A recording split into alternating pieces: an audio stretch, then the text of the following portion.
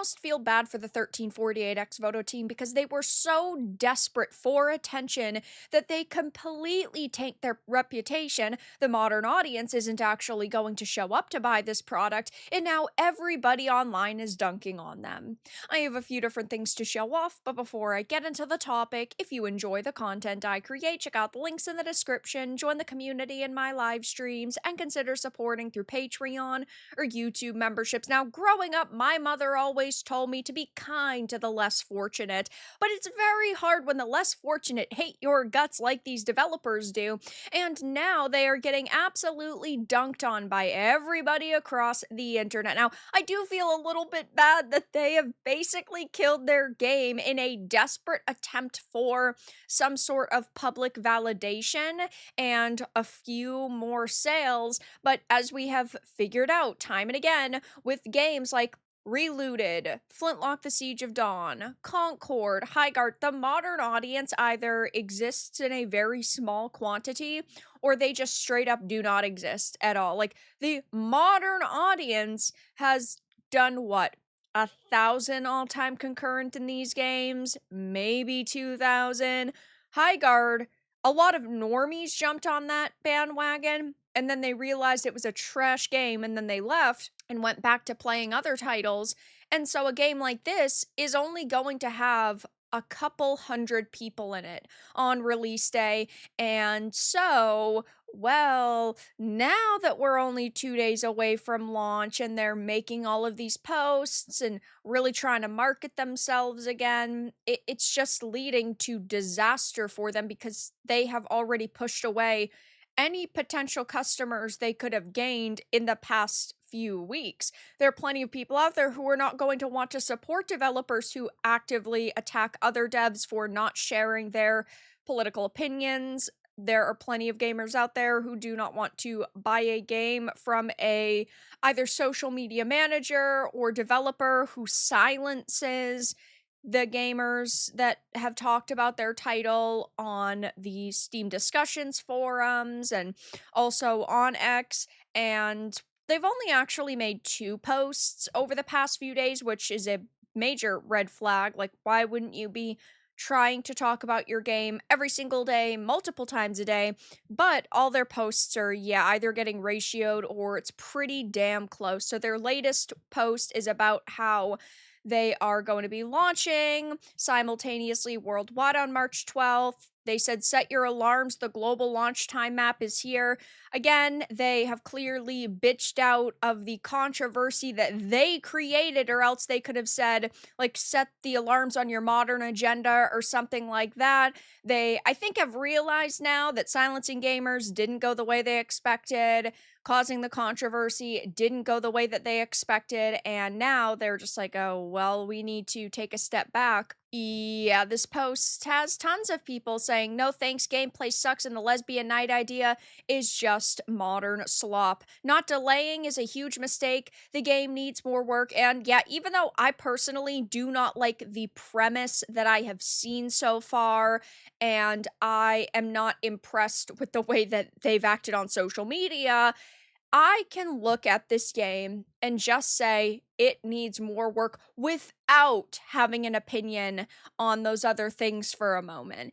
Looking at what they are offering you in this game is abysmal. It is a game that runs like trash.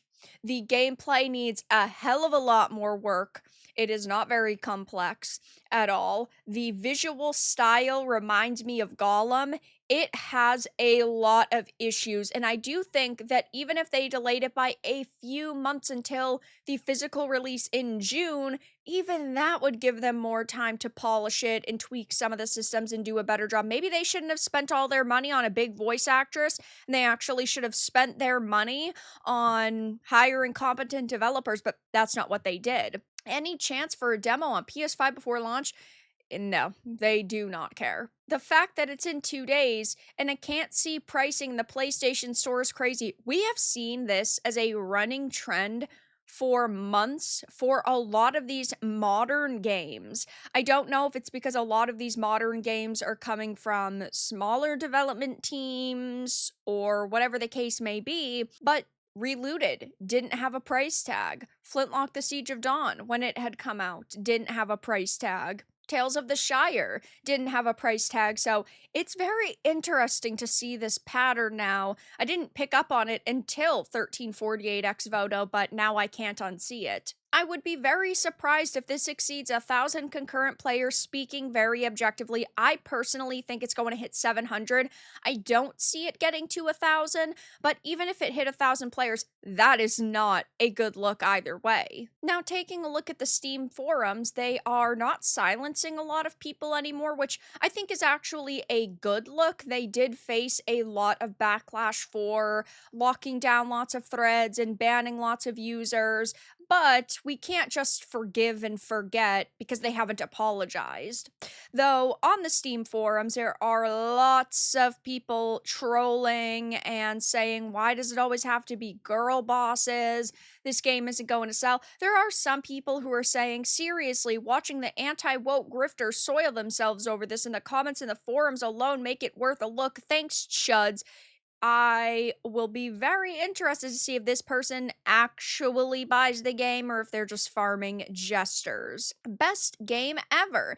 These people need to be fired as devs. Trashing your community and calling the sexists and racists? That's not a good look. This will make us remember every game dev here and hate everything you do at every company you go to. And yeah, it is very hard to forgive and forget when these people do not change. It's like when a High Guard developer goes and works on something else, or a Suicide Squad Kill the Justice League developer goes to work on something else, or a Reloaded developer goes to work on something else. I'm willing to look at what they're creating and maybe even give it a chance, but I will never forget what they did and the way that they acted. Gameplay and combat systems need a lot of work. The story actually wasn't bad, but it runs poorly, should have had a better combat system, and I agree, it seems like they just rushed through development, and the game looks so unfinished, so unpolished, and even as someone who has no excitement for this game, and as somebody who wasn't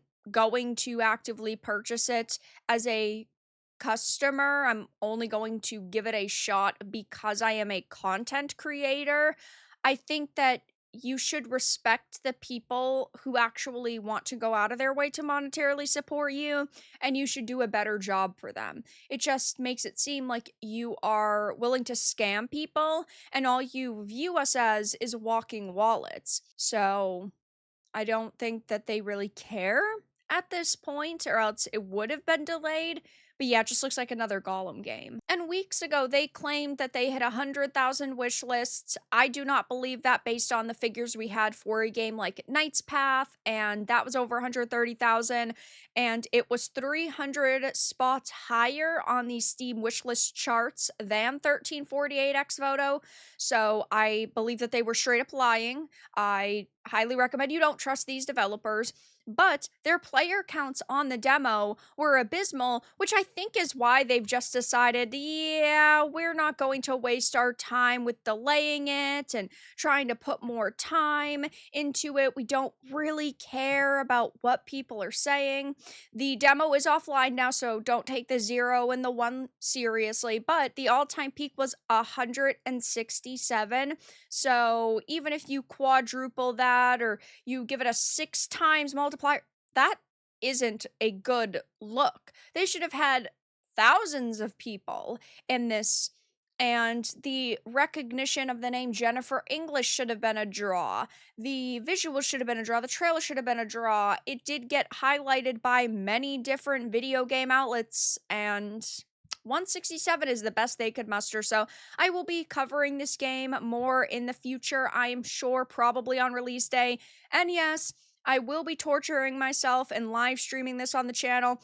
My view is that if one person buys it, and let's say we have 500 viewers in a live stream, and a game is $70, right? That's costing a company over $35,000. In this case, the game is estimated to be $30, but either way, we are actively costing woke companies thousands upon thousands of dollars, and it's not really supporting them because all I'm doing is highlighting how bad the game is. And when I played the demo, you all saw how abysmally it looked, and I don't think that the full release is going to be much better. But that's all that I really had to discuss in this video. Let everyone know your thoughts in the comments below. If you found this important and informative, make sure to give it a like, share it, and subscribe to the channel. And if you didn't, give it a dislike. I appreciate your support either way, but I'll talk to you all again in the next video really soon.